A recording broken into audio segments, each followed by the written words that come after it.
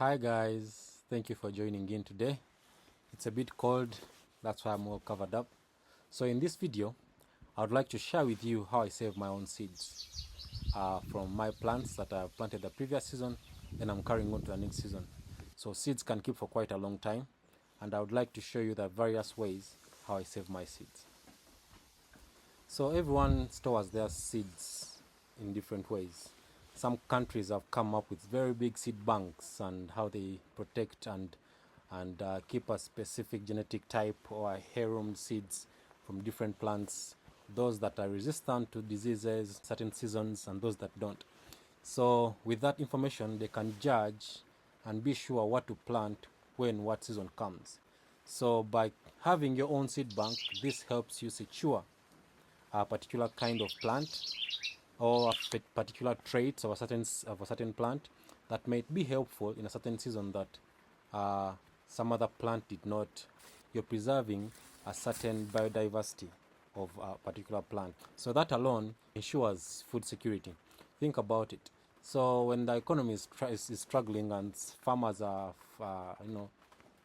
that genetics that keeps for a longer time, and that's why you find some countries or some places having famine because they introduced certain seeds that were not good for their soil, that were not compatible with the soil and the environment. So after 2-3 seasons, the seeds die, and then they have to go back to the government and cry out because they lost that. So having your own seed, especially from the indigenous seeds from where you live, that helps you secure your food lineage or food security at the end of the day, because we don't know where most seeds come from. There are so many exotic seeds around, and it's rare to find that a place you are in has their original seeds that were being grown there maybe 50 years ago. But you finding those seeds helps you understand what thrives in that particular area. So it's quite interesting how I got into all this, saving my own seeds and wanting such a lifestyle. So the love for seeds came at a very young age. I remember vividly looking for plant seeds and colors of seeds that were quite interesting, because in Africa, or in Uganda in particular, we have so many varieties of, say, beans and maize. Some maize came in purple, red, brown and white, some yellow. Same applies to beans. And I would go on a sack of beans and try picking those that didn't look like the other seeds. So that I've loved for quite a long time. And when I grew up, I started intentionally finding plants that were clearly different from other plant seeds. So like mango trees, mango seeds have different shapes. Guava seeds, even if they're small, when you dry them and then you crush them, the seeds are very interesting. The maize, like I mentioned. Now in this area, there is millet and sorghum, but there are also some other plant seeds that I've come to realize. Like some big trees have very, very tiny seeds, and that fascinates me. Like, have you ever seen a eucalyptus seed? Really tiny, like a grain of sugar. So all that has added up and has brought me to this moment right now. So let's dive right into it. The importances of having your own seeds are quite many.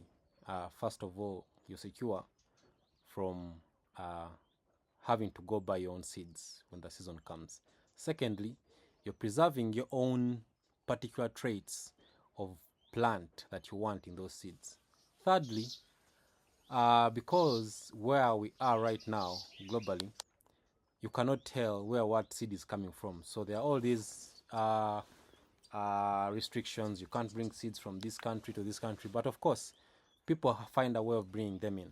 And when they bring them in and they thrive, of course, some other people come and say, can I get a plant? Can I get a seed from that plant so I can also plant it and see how it looks like? So that has automatically degraded the seeds that we have currently. Because think about it, you don't know where this seed came from, and you go ahead and plant it, and it's not indigenous to where you are.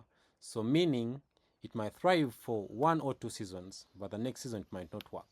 So having your own seed that you've been having for years and years ensures the protection that it might not be corrupted by whatever genes that seed carry.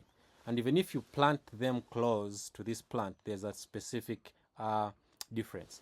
The other seed might grow prolifically and yours might not, but when it comes to disease resistance, yours might be better than the other. So that's also a very good thing. And also it diversifies the food in the area, diversity, because as much as that people are planting something that is a GMO or it's slightly modified, it's not entirely a GMO, there will be certain characteristics you'll see in your seeds that you won't see in the others. Besides providing or preserving biodiversity, you have a security for food. Trust me, there's a time that comes and you're looking for a particular kind of seed and you can't find.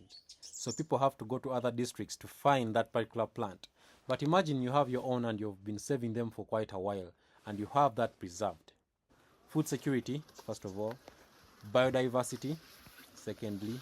So a seed bank also ensures the fact that your soil responds well to those seeds because they have been there. They are being planted they have been planted in that soil for all this while. So the microorganisms in the soil respond well to particular seeds.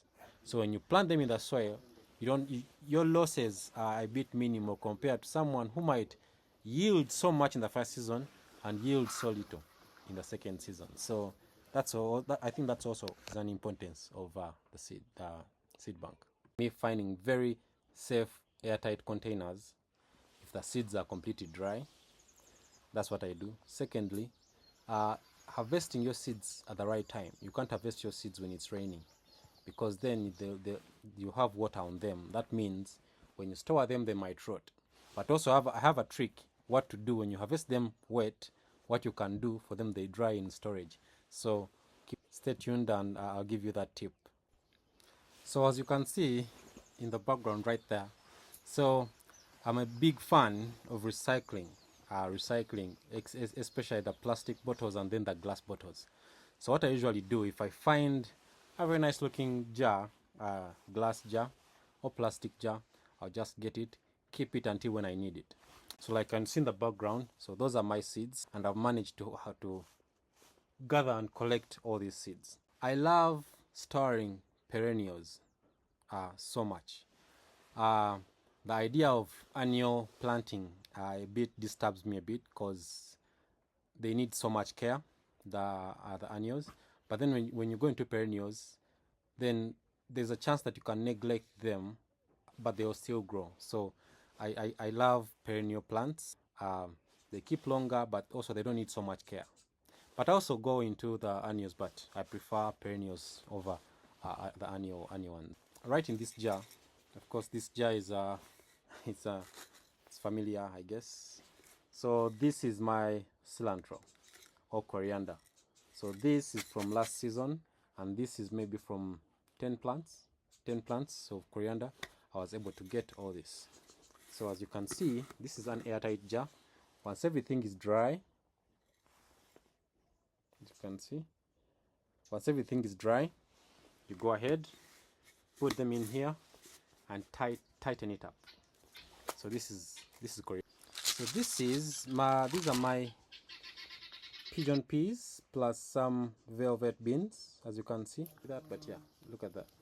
So these seeds have been here for months and they are doing quite well. So they are dry. And how to test that your seeds are dry? You can pick a bean like this and bite it. So you can barely bite through it. That means the seed is completely dry.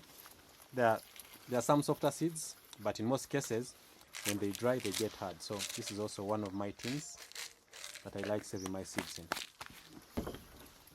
Yeah, so this is one of my favorite plants. So these are lima beans. Some people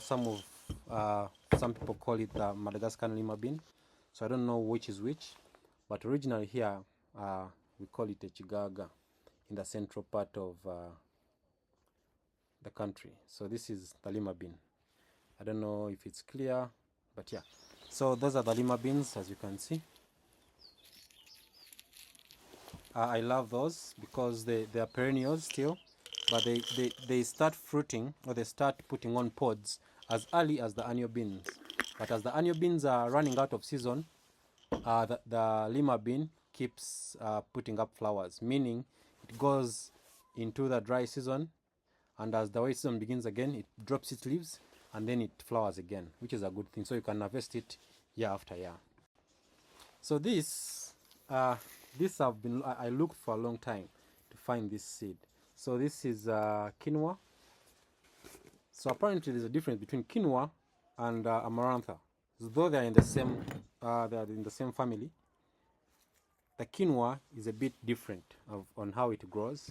So I prefer to harvest it and store it in its pods. I don't like thrash it to remove the seeds from the stalks. So when the stalks dry, I just put them in there, and they store quite well. As you can see under there, you can see some seeds. Yeah, so to compare and contrast between the two, this is amaranthus. So this is amaranthus seeds. They're in here because I haven't found a tin to put them, to tie them in there so it's airtight. Airtight, that means even if you close an insect there in a glass tin like this, they'll die because they'll choke from the lack of oxygen. So that's why I love the airtight tins and lids. So what you see here, these are also perennial beans. There's a mixture of some other type, but yeah, so you can see those. So this is also a perennial bean, and this is also another way you can store your beans, or you can store your any other seeds, depending. Next up, I also have some nightshade. It's a nightshade species in the tomato and eggplant family. So this is called nakati. It's very famous in Uganda, especially in the central part of the country. This is a green vegetable, but also very nice to store and very nice to have on your garden, because you never run out of greens to eat. Next to me, I have this. These are also perennial beans, and I've had these for quite a while. So all these are coming from the same plant. So this is like one harvest, and ever since then I've been harvesting and eating. But I know my first fruit is this, so I prefer to get the first fruit and keep that, then I can eat the rest, because I believe that the first fruit is better than the ones that will come later in the season. So this is that trick I told you about. If you're harvesting something wet, the seed is mature, but then it's wet. Maybe if the rain has come and then it finds it before you harvest it, you find a paper bag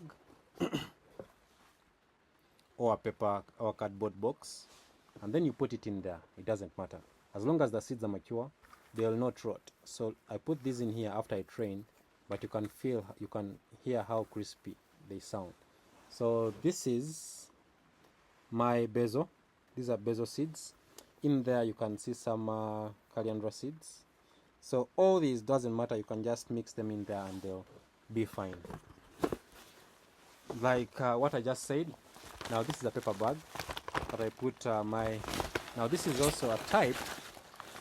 It's kind of like basil, same family, but the seeds are much smaller than the basil kind. So this paper bag also helps you to store wet seeds.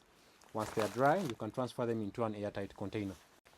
What you should ensure once you've harvested all your seeds and then a nice place that you want them, ensure that you keep them away from the light, and ensure that wherever you put them, they're dry. That's a must. So regardless of how well you've kept them, if they rain on or they get wet and they're in the light, because the UV rays, they might deteriorate your seed or they might kill it entirely. So you keeping them in a dry, away from direct sunlight, that preserves it better. So you should ensure that once you're saving your seed. Let's dive in. If you have seeds that might look similar and you might want to differentiate between the two, so you can have your mark, waterproof, and if you have some plastic, all you need to do after you've made sure that that's the seed that you want, and it is the actual seed that is in that container, just get it. Just get your tape. In this case, this is medical plaster. So I'll go ahead. You get your tin, just like that. Put your mark. Put your tape like that. You can see. Then we shall just put quinoa like that.